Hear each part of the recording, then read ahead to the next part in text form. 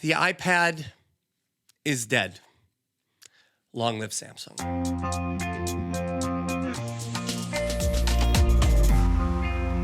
Welcome back to Weekly Waste of Time. My name is Jeff Landsman. Today we're going to talk about how the iPad is dead, and there are a ton of Android tablets that are sort of emerging as a better way to be productive on a tablet. What are you talking about, Jeff? You're an Apple lover. I had multiple Apple podcasts over the years. I've had the iPad since the first gen iPad in 2009. What are you saying? Well, we're going to talk about 5 reasons why the iPad is dead.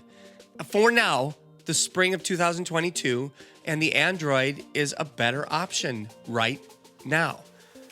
I know it sounds crazy, but let's get through the list, and maybe you'll agree with me by the end of it. And at the end of the show, I'm going to give you some Android options that are spectacular, some of which have been out for a few years, and you can get for pretty cheap. So let's start with the interface. The interface hasn't really changed since the beginning, has it? It's just rows of icons and rows of icons and rows. Hang on, Jeff. You forgot about folders, and you forgot about the little side widget thing on the main page that now you could put the 8 widgets that they offer anywhere you want, and the couple of third-party apps that have widgets too. Yeah, it's fine.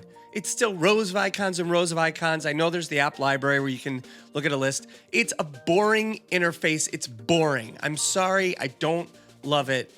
And I get that it's familiar, but I don't love it. Number 2, Siri is terrible.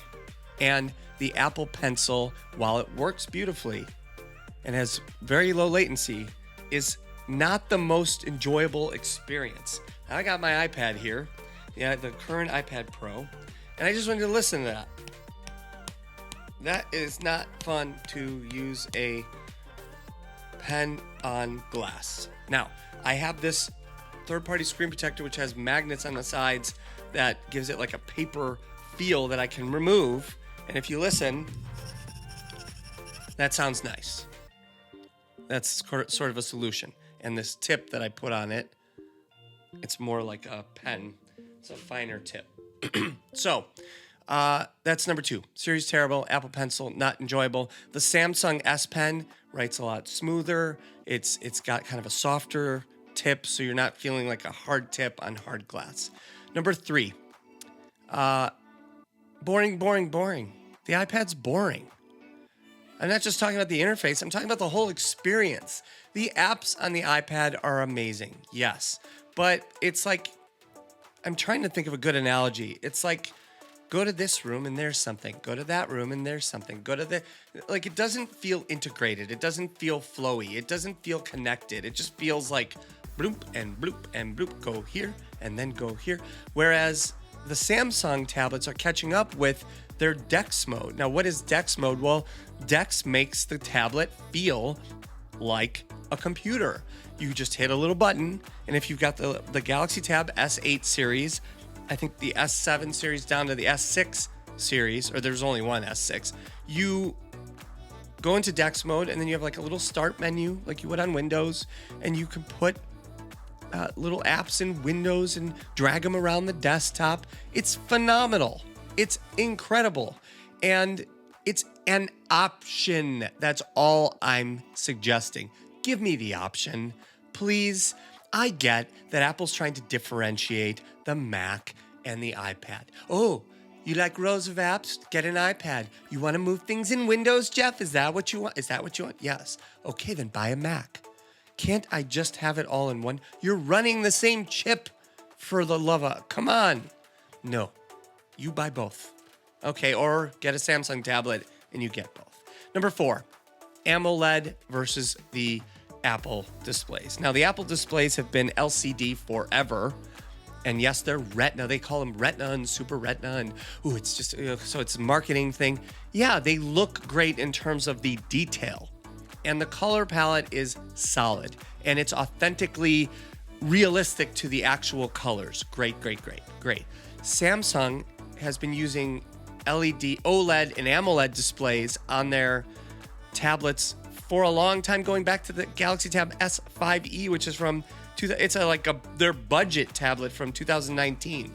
So they're not even close in comparison. Now, this one has an a mini LED display, and yeah, it's better. Is it as good as OLED? No, nope. You look at the Samsung tablets and the current S8 series. It's the S8 Plus and the S8 Ultra. Both have Super AMOLED displays, I believe. At least they're AMOLED displays. So not even close. And the last, people are gonna write in the comments, I'm sure, well, the iPad has an M1. It's really fast. Yeah. Okay. List 5 apps that use that M1 to its full advantage. Well, a limited Photoshop. Okay, fine. But it's eventually going to get there. Well, it's not there now. Okay. LumaFusion. Yeah, okay. I'm running LumaFusion on my iPad mini, which doesn't have an M1, and it runs fine. So do I need the M1? Well, I'm just saying. You could probably do some high-end gaming with it, some crazy gaming. You're not doing high-end gaming on your iPad. I know you can. You're probably using an Xbox Series X, Series S, or a PlayStation 5 if you can find one. I mean, come on, let's be realistic. So, yes, you have, if you're doing a benchmark speed test, which is this thing where everyone does on YouTube and all these tech shows do. They go, look, we got this speed test, and look, the iPad is so much faster than the latest Galaxy Tab S8 series. But for what? Even for the next 2, 3, 4 years, for what? What is the value of that if you're not making apps for the iPad that use it? I was so excited when I got this thing. I got the 2 terabyte version originally because I'm like, they're going to release Final Cut and it's going to be a new day and everyone's going to be happy and I'm going to finally be able to use my iPad for editing using the software that I love, or maybe they'll put Premiere on here finally. It's going to be great. No, nothing. They've done nothing. So you don't need it. And most people aren't using their tablets for that stuff anyway. So that's my list. Let's go through it again. Number 1, the interface hasn't really changed since the beginning. Number 2, Siri and the Apple Pencil are not great. Number 3, boring. Number 4, AMOLED versus LCD. And number 5, overpowered for no reason right now. I get that in a year we might find out that's why they put the M1 chip in there, because they've updated this operating system to do this, and this, and they released Final Cut, or who knows. But for now, Samsung's announced a partnership with LumaFusion where you're going to be able to get the editing software on your Samsung Galaxy Tab S8, S8 Plus, S8 Ultra. I mean, they're not even close. And if I'm able to run the most challenging software on that tablet, this is a no-brainer. Now, what are some tablets if you wanted to switch? Well, I do love the Galaxy Tab S8 series, and we will be reviewing the S8 Ultra soon. I really like this tablet. This is the Lenovo Yoga 13. Now, why would I have this? Well, it's a 13-inch tablet. You got a nice little kickstand in back that's built in, so you got a stand. It's got this gorgeous soft touch back, so you don't really need to put it in a special case. You can buy a glass screen protector for it. On this side, if you can see that, that's an HDMI port for input. You can connect your Switch to this. You can connect your computer to this. You can connect pretty much anything to this. And you got a regular old USB-C, which I think is the 10 megabit slot, but I'm not sure. But it is USB-C. And the speakers on this thing sound great. So this is the Lenovo Tab Yoga Tab 13.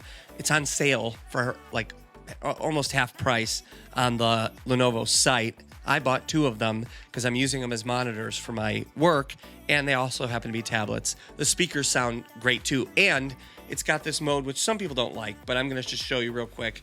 It's got this wonderful mode where you've got the... Actually, I'm not going to show it. We're going to save that for another show. We'll show it real quick. You can slide over, and you have sort of all this, your entertainment center. So I love that as an option. It's a $680 tablet, 13-inch tablet, that is $399 as of this recording on Lenovo's site. There is the Galaxy Tab S8 series. Now, the S8 is not an AMOLED display. I don't know why they did that. They want you to get the S8 Plus or the S8 Ultra. The Ultra is almost a 15-inch tablet, and that's the one we'll review, and it's incredible. It's my favorite tablet I've ever owned, and that includes all the iPads over the years. There's the Galaxy Tab S6, which you can still probably find on eBay for $300 or $250. It's a very fast tablet still, and it's not that old, and it has an AMOLED display. It's light, it's comfortable to hold. It uses the S Pen. Phenomenal option. The S5e is similar. It's not as fast as the S6, but it also has an AMOLED display. So I think I've made my point. My name is Jeff Landsman. If you want to reach me, it's twitter.com/Jeff Landsman. Or, don't subscribe. This whole thing's a waste of time.